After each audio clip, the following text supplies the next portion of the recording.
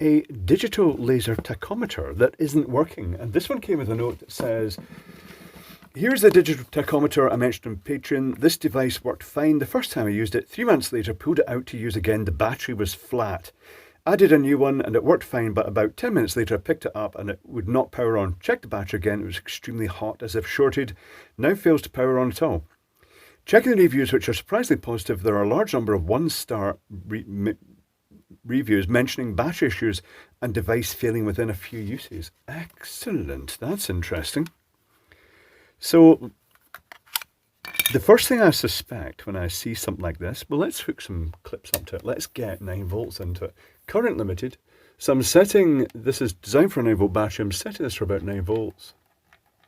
The current limit on the power supply is set to 500 milliamps. So I'll connect this to negative and this to positive. Instantly seeing a spark. It's drawing the full current and it's the voltage dropped to 0.17. This thing has an internal fault. The fact it works in the first place doesn't look like a simple polarity swap. Let's open it up. So 4 screws. I don't know how the front's on. It looks like a separate piece. Could be wrong here. I don't know if it pops off the front to allow the case to open or if taking these screws out will be enough. That'd be handy if it was. It just opens up like this. Rightio. There's a laser. Do you know what's interesting? Just the first thing I'm seeing is the laser has multiple positions it could be mounted in. I guess it's just to tune it to the lens in the front of the unit. And there's the little sensor for receiving the signal back. Right, tell you what.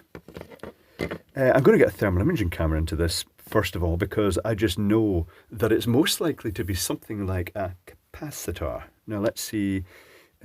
Negative is actually black. Well, that's nice. Not like a recent product I got where negative turned out not to be black. Or actually, it did turn out to be black, but it was connected to the wrong thing. Look at the sparks coming off this. So something will be getting hot. I will actually turn the current up a bit, just so it gets super visible hot. Let me grab my thermal imaging camera. I'm going to use my new Infiray one for this because it's very impressive. It's one of the higher resolution units. I could use the other one for this, but this one's got the extra lens built onto it. It just clips in the front magnetically. This plugs into your USB port. I saw this in Mike's Electric stuff. I thought, it looks pretty good. And you know what? It is pretty good. For the cost, it's amazing.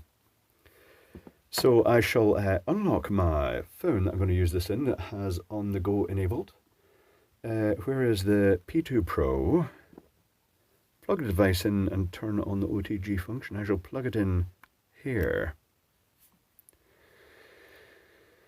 And it powers up. Maybe I should have left the thing off until it was ready. And I'm immediately seeing 2 things that are hot. What's hottest? I'm seeing a reflection for a start over there. You have to be careful about that. But this thing here is hot. Let's get closer. I've got the lens on, so I should be able to get fairly close to this. You see that? That looks suspiciously like a capacitor. Let me just work out where that is. It's there. It's this capacitor here. Okay. Did you see that all right? Did you see how... Yeah, that's... Let me bring it over into position here so you can see the whole component there. Okay. Thermal imaging cameras, very useful for spotting bad capacitors. The other thing you can use is a simple thermocouple probe, just touching it to each capacitor in turn. That's a much cheaper approach. You've maybe even got a thermocouple probe already. So, just going to take a look at that. The first thing that comes to mind is actually just turn the power off, getting the soldering iron on, and just desoldering that capacitor. Is there anything visible? The capacitor doesn't look nice, and it's got flux all around it, suggesting it has been... there it is there. It just doesn't look nice. That one there looks good. That one there does not look so good. We'll remove it. That's the best bet. Best way to remove these, a couple of approaches you can do. The laziest, if you can get round it, is just to cut it out. That can damage tracks though. So I've got the soldering iron on. I'm just going to let the soldering iron heat up. One moment, please. The soldering iron is up to temperature. So my way of taking these capacitors out, these little fiddly surface mount ones, is to apply a little bit of solder to either side, just to wet the joints, but apply an excess so it wells up a bit above the capacitor, and then place the soldering iron on top and try and heat both connections at once until it just basically slides off. It has slid off. Now I'm going to connect that to 9 volts again and see if that has cleared the fault. If it is a simple decoupling capacitor, it may not be that critical to the operation of the unit. Depends what its function is. Bench power supply onto the negative and the positive. Not seeing sparks this time. Current is, well, the power supply is off, that'll be why. Power supply now on, current showing as 0, test. Do I have to press it? Yeah, see, that's it, operating now. That capacitor appears to be, current is 37 milliamps. Rightio, let's test this. I'll put it back together. We'll put a battery in it and just see if it operates like that without that capacitor. One moment, please. So to test this, I've stuck a small piece of double-sided reflective tape onto the shaft of this open chassis shaver. I just got this to take apart because I thought it was quite interesting. It is now spinning. I shall hold the test button, point it at it, assume this is how you're supposed to use it. And it's held the reading of 5,481 RPM, which sounds reasonable enough for that sort of speed.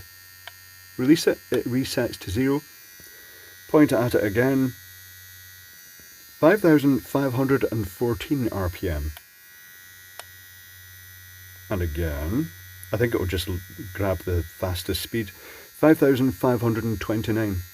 So that looks, to all intents and purposes, as if it's working okay. This is USB-C rechargeable. It's quite nice just because of the way everything, it's really skeletal. It's got the motor sticking out the end and then shaking the vibratory blade mechanism. But let me show you why these capacitors are failing so much, because they have become a blight of the modern electronic industry.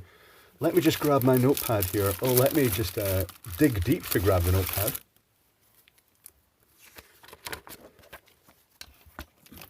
The construction of an MLCC multi-layer ceramic capacitor is like this. You have alternate layers of ceramic, and in that, alternating between the layers of ceramic material are thin layers of metal, with half of them connected to one side and half of them connected to the other.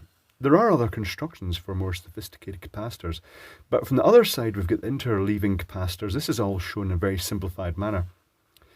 And what that results in, because they go super thin layers, it means that they can fit a huge capacitance in a very small area. It's like that tiny little block there can have like a value of like 10 microfarad, because that's equivalent to a really large area. It's because there are such thin layers. The downside of that is the tiniest little fracture in that causes those plates to just shift slightly, and then you end up with a dead short circuit between them. This is so common. It is making so much stuff fail. Fortunately, they go very hot when they do it, although sometimes I've found in some passive infrared detectors and things like that, they just they just take a resistance on, and it means that you've got a battery operated product and you think it's not lasting very long, the batteries. And the answer is that the capacitor has just developed that resistance and it's just discharging the battery over time. But interesting enough device. It's very simple inside. It is basically just the laser shining out, looking for that reflection back to get picked up by the photosensor, and then it's just evening out that. It's disregarding background sort of illumination noise, and it's just getting a value based on the pulses from the rotation. So that is it fixed. Ideally, you would change that capacitor for a new one that is of the same value, but here is the downside. Those capacitors don't have values marked on them. So unless you've got a working unit that you can measure the capacitance in, and that really involves taking it out of the circuit, then it's very hard finding an exact match. What usually happens with things like, well, Apple products is a good example. They seem to suffer from that quite a bit. You'll get donor boards that are completely destroyed, and they'll take that capacitor from that same position and they'll solder it into that. But on the basis that it's around the power supply area, I'd guess probably a 100 nanofarad would do that. But that is it. The curse of MLCC capacitors.